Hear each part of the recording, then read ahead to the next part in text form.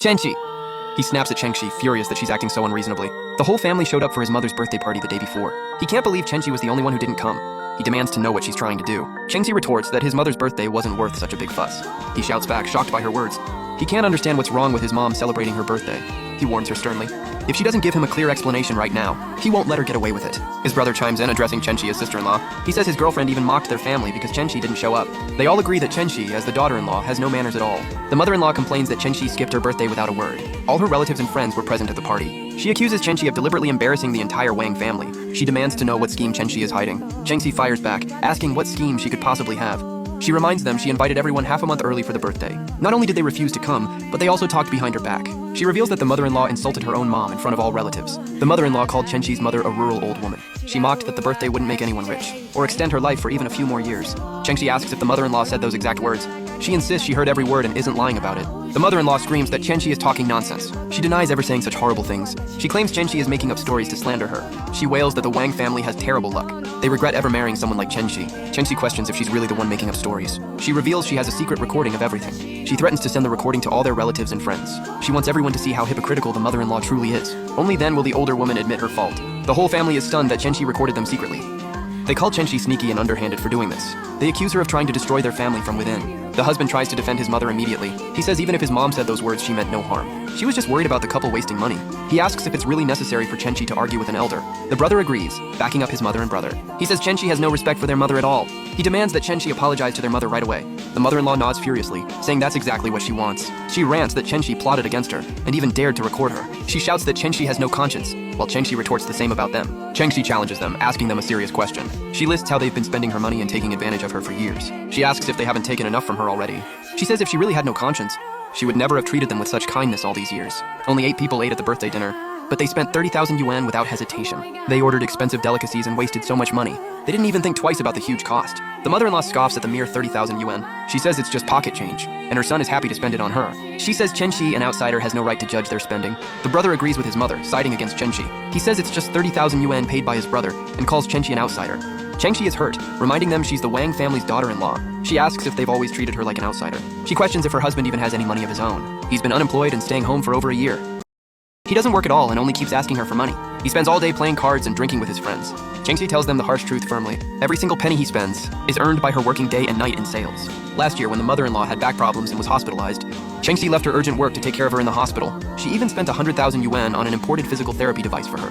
When her sister-in-law's business failed and left her in heavy debt, Chenxi gave her 500,000 yuan to pay off all the debts.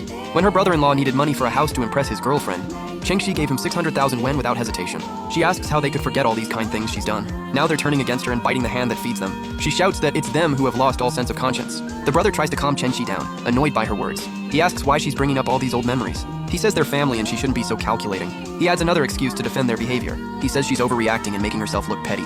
The other brother agrees, continuing to pressure Chenxi. He quotes the old saying that an elder brother is like a father and a sister-in-law like a mother. He says supporting the family is her duty as a Wang's wife. They claim she belongs to the Wang family for life. Even in death, she's still one of them. They insist all the money she earns rightfully belongs to the Wang family. They can spend it however they want without her input.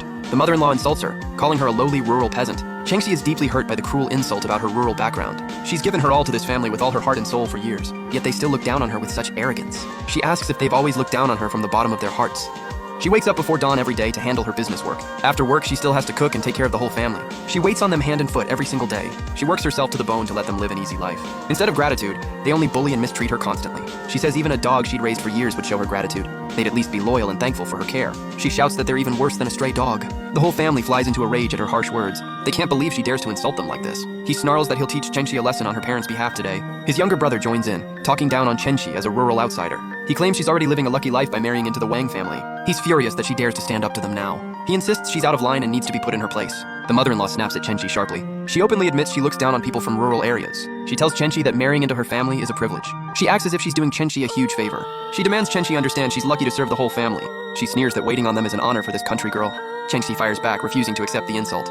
She questions where their food and grain come from. She points out farmers work hard in the fields to feed everyone. She asks who makes their clothes and fabrics. She reminds them workers stitch every piece of clothing by hand. She brings up the houses they live in. She says workers build them brick by brick. She argues they can't survive for a single day without rural people. She demands to know why they look down on rural folks. She asks if they really think they're born superior. She shouts that they're nothing but a bunch of parasites. She snaps that they're living in her house. They spend her money and still act arrogant in front of her. Chengxi says she was blind to fall for such a man. He's useless at everything he tries to do. He's a lazy good-for-nothing who eats everything in sight. She says if she, a rural woman, isn't good enough for him, they should get a divorce right away. The husband is shocked and repeats her demand for divorce.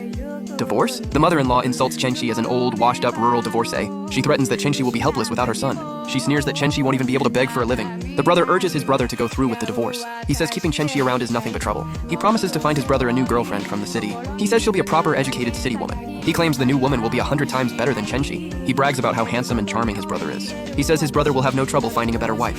The husband agrees angrily and accepts the divorce. He orders Chengxi to go home right now. He tells her to pack up all her junk and get out. He screams at her to get lost and leave his house. He boasts that plenty of women want to marry him. He says they're all young, gentle, pretty, and kind. He claims they're 1,000 times better than Chengxi. He yells that he's sick of her and wants her gone forever. Chengxi roars back that they're the ones who need to leave.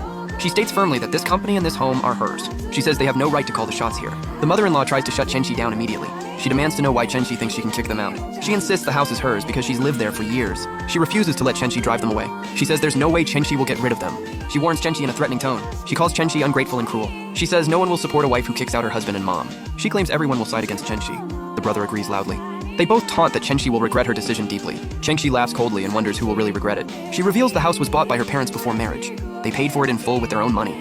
The property deed is only under her name. She adds that she built this company all by herself. She says they never contributed a penny or any effort. They've just been living comfortably off her hard work. Chengxi lays down the truth to them firmly.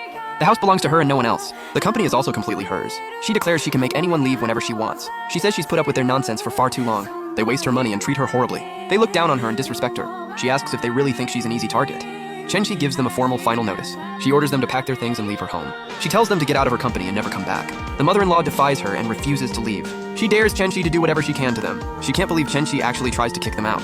She threatens Chengxi with a cruel plan. She says she'll gossip about Chengxi to all the neighbors. She wants to ruin Chengxi's reputation and make her ashamed.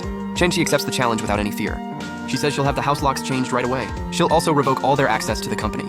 She warns them if they won't leave voluntarily, she'll have security guards drag them out by force. The family is stunned by her boldness. They snarl that they'll get back at her sooner or later. Chengxi turns to the onlooking neighbors and elders. She calls the Wang family ungrateful leeches who drain her dry. She tells everyone she's just kicked them out of her property. She asks the crowd if she did the right thing.